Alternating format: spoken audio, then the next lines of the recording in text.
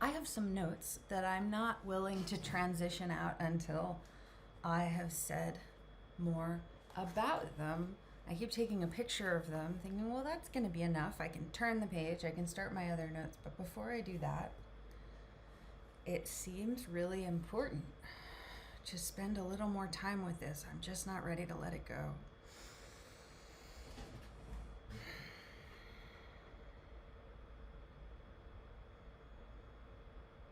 We are building food forests in every possible place. We are building travel resourcing between food forests and identifying where there can be food forests along the way.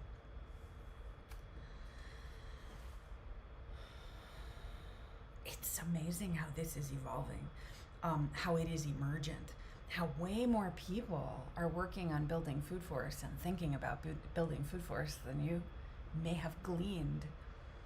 That's very exciting. We talked with Jim Gale of Food Forest Abundance not really that long ago, and we have been wanting to revisit those conversations. Scheduling interviews is its whole particular conversation, but we wish them well, and I'm very interested to find out what happens. So there have been discussions about the USDA being the, and I don't know if my words will be correct here, being the grantor of the funds that Food Forest Abundance is seeking for the Food Forest Project, which, let's check and I'll give you the address. Food Forest Project, foodforestprojects.com is where that application was, but it is, well, it's still there, but the deadline was, not a fan of that word either. The last opportunity to submit the application, I believe, was the 25th of April. So this has been a subject of extensive discussion. If we're accepting money from a government agency that is doing various problematic things, like what does that mean? Now, the way that we approach this in the network particularly is that, and I expounded upon this somewhere, but I don't quite remember where. It seems like maybe it was in a video, but I don't remember which one. When we are all of us, not just some of us, all of us neurologically affected in ways we may not be able to fully apprehend. What that means, among other things, is that if we identify dangers, and if we don't have enough community conversation ongoing to repair enough relationship circuitry and verbal circuitry so that we would be able to think. This, for me and a lot of others, has to do with our verbal access, but also with our cognitive access. So if I think about Food Forest Abundance and the wonderful interchange that we've had with them, I feel very good about participating in a project of theirs. And some have said, well, you know, if the money is coming from the USDA, what kinds of requirements are involved in participating? And many people have to stay away from such opportunities if they don't quite have enough of the infrastructural support or social support or community support or ambient support, something that allows you to think more clearly about options where discernments are needed for safety. One of the ways that we've been talking about this is that the USDA gives Food Forest Abundance money to put food forests in a lot of locations, but does that require any particular location to be beholden in any way to the USDA?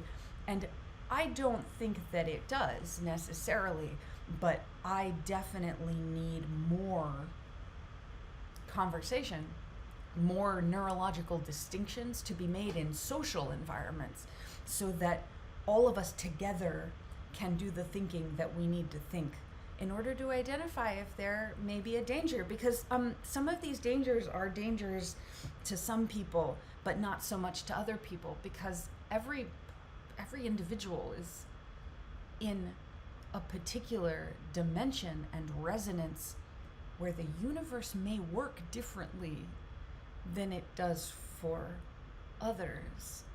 And we must not be too quick to make assumptions that a situation for one individual or group would be the same situation for another individual or group.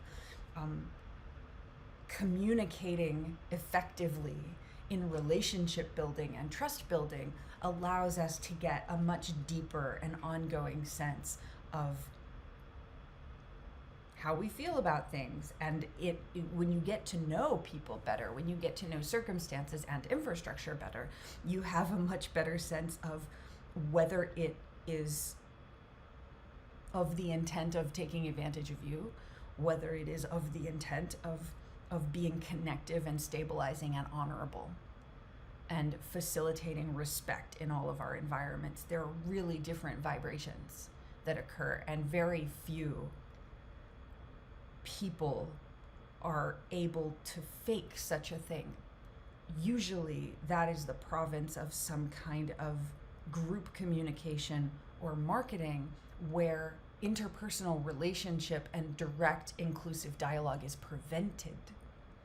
But when we are facilitating those things and ensuring inclusive discourse so that survivors can participate safely, we have a tremendously improved litmus for how do we navigate these different conversations. So I personally feel very interested in if these food forest projects from Food Forest Abundance might extend to some or many of our locations, and then the conversation must certainly evolve about what exactly is the role of the USDA. If the USDA wants to ensure that this kind of resourcing sprouts up all over the country, all over the region, then it has an opportunity to make a gift that doesn't have problematic strings. And that's a learning curve for everybody involved. We're all learning how that can happen. We're visualizing it and manifesting it together in all of these different relationships. We don't know if the USDA knows how to do that. Jim Gale may know how to do that. I have a lot of respect for Jim's way of conducting a conversation. An impression was made on me in our conversation. Even though I was dealing with very severe neurological symptoms, I still really felt this is a person who is able to make subtle discernments that are very useful in these kinds of situations. But how do we have more of those conversations? And most people are cut off from them, which is why intuitive public radio exists. So a number of people have applied to participate with food forest projects, and I'm really interested in finding out what happens with that. So that's some of our discernments about the USDA, and blessings to Food Forest Abundance. Let's give you I want to make sure that I have their URL correct, but it seems pretty straightforward, and my memory is probably accurate. foodforestabundance.com, and I will likely include a link to our conversation with Jim Gale. Also, it's somewhere in here. If you go to the public channel on Telegram Messenger for Intuitive Public Radio, and you search Jim Gale, Gale, like the wind, and Food Forest Abundance, you should find our interview. Blessings to food forests.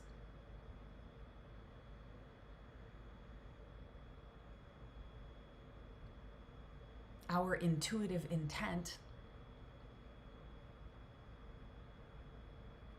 to be surrounded by regenerative nourishment.